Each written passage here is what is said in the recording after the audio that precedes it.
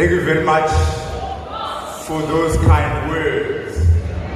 But before I get into my discussion, I want to pay tribute to the young people who are in the house.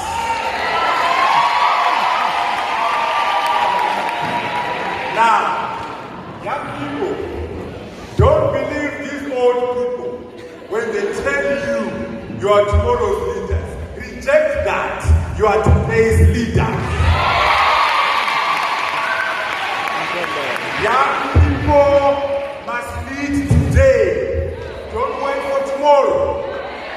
And in any case, this event was meant to commemorate June 16, 1976. June 16 was about young people. So young people must be at the center of our discussion today. Young people must be. When you look at the history, MK fighters, Apla fighters, Zebra fighters, Zanga, they were all young people. History was made by young people. Liberation of Africa was carried out by young people. So I want to salute these young people and say, young people are not tomorrow's leaders. Young people are leaders of today. Now, what is my topic? My topic says, what is the role of KiSwahili in the realization of Agenda 2063 and also in shaping the future of Africa? Now, what is Agenda 2063? Agenda 2063 is the blueprint, the social, political, economic blueprint for the development of Africa for the next 50 years, starting from 2013 to 2063, as adopted in Addis Ababa in 2013. What is the vision? What is the vision of Agenda 2063? The vision is as follows. It's a Pan-African vision. Pan-African vision. What is the vision? An integrated, prosperous, democratic, and peaceful African continent, driven by its citizens, and also a dynamic force in the international arena. Understand that vision. An integrated, prosperous, democratic, and peaceful Africa, which is driven by its citizens and also a dynamic force in the international arena. That's the Pan-African vision of Agenda 2063. And by the way, so that you know, we are not only concerned about the continent, we're talking about Africa and its diaspora.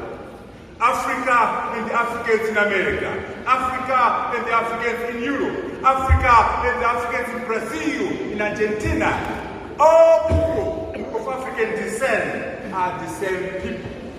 So as we pursue and try to understand the role of KiSwahili in the realization of Agenda 2063, remember African Americans, the Africans in Europe, the Africans in the West Indies are part of the African agenda. Africa and its diaspora are the agenda for our discussion. Now, Agenda 2063 has 7 aspirations, which are broken down into 20 goals and further broken down into priorities. So for us to answer the question that says, what is the role of KiSwahili in the realization of Agenda 2063, all we need to do is to look at the 7 aspirations and identify the role of KiSwahili, the role of indigenous languages. That's all we're going to do, and we'll be done. Number 1, what is the first aspiration in the strategic plan called Agenda 2063? What is that first aspiration? The first aspiration of Agenda 2063 is that of a prosperous African continent driven by inclusive economic growth and sustainable development.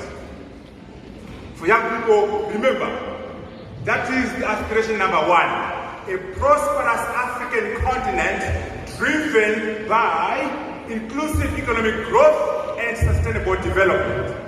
Now, how can we achieve that when we are fragmented? How can we achieve that if we don't leverage our own indigenous languages? KiSwahili has a role in providing communication among our people. Effective communication, effective education will lead to development. And development will create prosperity. Not just prosperity, but shared economic prosperity. Not just economic growth, but inclusive economic growth. And development which is sustainable. So language is a key enabler. Language is a major unifier. Effective communication will bring us development of the continent. Learning in our own languages will bring about better learning, better teaching, and effective education, which will develop our continent, our people, and provide us with shared economic prosperity, which is rooted in inclusive economic growth and sustainable development. That's why it is important that we understand the role of KiSwahili in terms of development. The second aspiration in Agenda 2063 is an integrated African continent which is politically united under the ideals of Pan-Africanism and the vision of the African Renaissance. That is the second aspiration. An integrated African continent which is politically united under the ideals of Pan-Africanism and the vision of the African Renaissance. Now right there, you can see Swahili playing a role. Swahili is spoken by 100 million people. 100 million people. It has been very effective in unifying and integrating the East African community. The East African community has 120 million people and a GDP of $180 billion. So KiSwahili has played a fundamental role in East Africa to unite Africans and create a functioning bloc in East Africa. Beyond East Africa, we're looking at what's called the Regional Free Trade Area, EAC, SADC, and COMESA. What are the numbers in the Regional Free Trade Area? Okay, what are the numbers in SADC? SADC. What are the numbers? The population in SADC is 280 million people. 280 million people in SADC. The collective GDP in SADC is $600 billion. By the way, let me make sure we are clear. South Africa won't make it as South Africa. You are too small as a country. Zimbabwe can't make it as Zimbabwe. We're too small as a country. But what are the numbers? Maybe I should give you the numbers. The population of South Africa is 55 million people. The GDP is $350 billion. That is chicken change. That is not an economy, it's a Mickey Mouse economy. Botswana, 2.3 million people. GDP, $16 billion. Nothing. Under globalization, Ghana won't make it as Ghana. South Africa won't make it as South Africa. Zimbabwe won't touch it. We are going to make it as SADC. We're going to make it as the free trade area combining COMESA, SADC, and EAC. It gets better. It gets better. Director of Ceremonies. What are the numbers for Africa, the continent? When we come together as Africa, 1.2 billion Africans. What's our collective GDP as Africans? $2.5 trillion. Can you imagine if you were to walk up and say, here come the African? I speak on behalf of 1.2 billion Africans, and I have behind me a GDP of $2.5 trillion. America will listen to you, not out of love, out of economics. The Chinese will talk to you, not out of love, out of economics. So, what we're saying is, let us work together using KiSwahili as an integrator, so that when we negotiate with China, negotiate with India, negotiate with America, we have the scale. We have 1.2 billion people behind us and a GDP of 2.5. You know why I'm saying this? Look at the numbers for India. Look at the numbers for China. Look at the numbers for America. What are the numbers? The numbers for China are 1.4 billion Chinese. Their GDP is $12 trillion. What are the numbers for India? 1.2 billion Indians. What is their GDP? $2.6 trillion. Now with your Mickey Mouse economy called Zimbabwe, with your Mickey Mouse economy called South Africa, you get short-changed to go and negotiate with China alone. What are the numbers of America? America, 325 million people. That's their population. What is their GDP in America? $19 trillion. How can little Zimbabwe negotiate with China? How can little Botswana negotiate with China? How can little South Africa negotiate with China? No, let us go as a bloc, as the African continent. And therefore, when we go as a continent, we will extract better deals. That's why the African Continental Free Trade Area, signed on the 21st of March 2018, is the way to go. But it won't work. It won't happen unless we have a common language. When we have an integrating language called Swahili. So Swahili has a role to play insofar as we can come together, get economies of scale, so we can produce an integrated Africa, politically united under the guise of the ideals of Pan-Africanism and the vision of the African Renaissance. Number 3. What is aspiration number 3? What is aspiration number 3? An Africa which is characterized by good governance, democracy, human rights, justice, and rule of law. Listen to this carefully. That is aspiration number 3 in Agenda 2063. In Africa, which is characterized by good governance, democracy, human rights, the rule of law, and justice. How can we have democracy when we don't use our own languages? How can we have good governance when we're being ruled through French, through English, through Portuguese?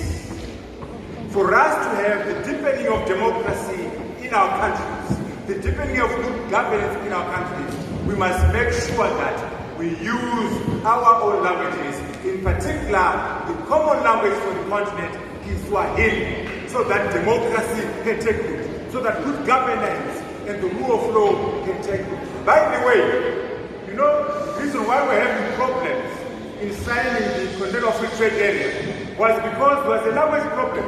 The Francophone Africa, Anglophone Africa, Lusophone Africa, and Arabic Africa. Can you imagine the colonizers have divided us along their own languages? I'm Anglophone and proud of it. I'm Francophone and proud of it. I'm Lusophone and I'm an Arab. These are Africans who are, remember, I said earlier on, the most powerful weapon of the oppressor is the mind of the oppressed people. And the most difficult exercise is decolonizing your mind. That's good. So what the colonizers did was to take charge of our minds using language. Swahili will be able to dismantle that problem that was created by European language. So we need KiSwahili, we need our indigenous languages so that good governance, democracy, human rights, and justice can take root in our continent. What is aspiration number 4? Number 4, what is it? A peaceful and secure Africa. That's all. Number 4 says a peaceful and secure Africa. Now, how can you get peace in Africa when we have artificial borders, we're fighting over borders? Remember, these borders are so artificial. You have 200 people on the side of the border, 200 people on the other side of the border. You have South people, there are more 200 people in South Africa than in Botswana. There are more South people in South Africa than in Lesotho. There are more Swazi people here than in Swat. So these borders must come down. Borders must come down. Borders won't come down if we have a common language that unites us. It doesn't mean that our local languages are demeaned, but we unify across KiSwahili so that we don't fight each other over our borders. The wars end when we unite. The wars end when we integrate using language. So aspiration number 4 can be achieved. A peaceful and secure Africa through language. A peaceful and secure Africa through KiSwahili. That's what we're saying on aspiration number 4. What is aspiration number 5? Aspiration number 5, what is, there are 7 of them. Number 5, in Africa that has a strong cultural identity. In Africa that has a strong cultural identity, shared values, shared ethics, and a common heritage. That is aspiration number 5. How can you achieve a strong cultural identity, shared values, shared ethics, when you don't have your own languages, when you don't have Swahili uniting you? So for us to achieve a strong cultural identity, for us to have shared ethics and values, we must have our own languages, in particular Swahili as the Pan-African language, so that we can have a strong cultural identity, so that we can say we have a common heritage. This is how KiSwahili can help us realize Agenda 2063 through aspiration number 5. What is number 6? Number 6 says Africa must have people-driven development, in particular driven by women, by young people and children. Young people must be at the center of the discussion of development. Now, how we get our women, our children and young people to be at the center of our discussion when we don't use our own languages? We need our own languages, we need KiSwahili so that Africa can achieve people-driven development, putting at the center of our discussion women, young people and children. This is how KiSwahili can help us achieve aspiration number 6. What is aspiration number 7?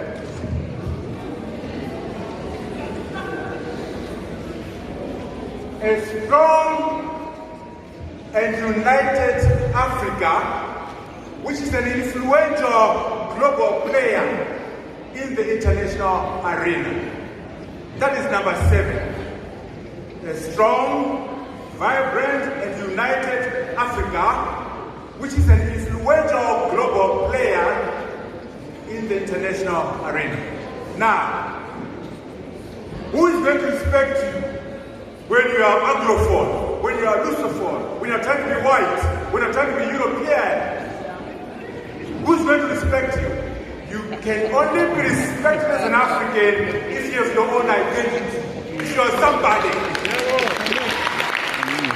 There's no way you can be a global influential player when you're trying to be like Uncle Sam, when you are trying to be Lucifer, Uncle Ford, and so forth. You must have your own identity. Language gives you identity. Language gives you respect. Think about the Chinese. Right now, Chinese. Talk about the Chinese. Talk about the Chinese. The Chinese right now. What is the most popular foreign language in America right now? What are they studying in America? They are studying Mandarin. They are studying Mandarin. You know why? Because Mandarin is the language of the Chinese. The Chinese are Chinese. And the Chinese are big borders and short corners. So if you are going to make money in China, you must speak Mandarin. So when we are successful, when we are leveraging our 1.2 billion people and our $2.5 trillion GDP, we must have a language of our own called KiSwahili. They will respect us. They will be studying KiSwahili in Germany. They will be studying KiSwahili in America. They will be studying KiSwahili in France. They will be studying KiSwahili in China. Because we will be a globally influential player with our own language.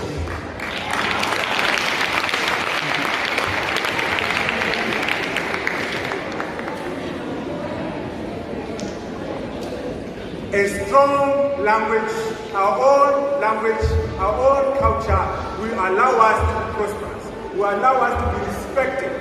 And when they see us successful, they will learn our language to do business with us. Otherwise, we won't do business with them. So that is number 7, and we're concluding now. So we've done all 7 and shown how Swahili can allow us to achieve the 7 aspirations of the Agenda 2063 strategic plan. As we conclude, let us emphasize this. Having Swahili as our language as Africans will allow us to leverage what are called indigenous knowledge systems, what are called our own philosophies, our own psychology, our own science. Africans have made contributions to philosophy. Africans have made contributions to psychology. That's why we have Ubuntu. I am because we are. We are because I am. Muntu Kabantu.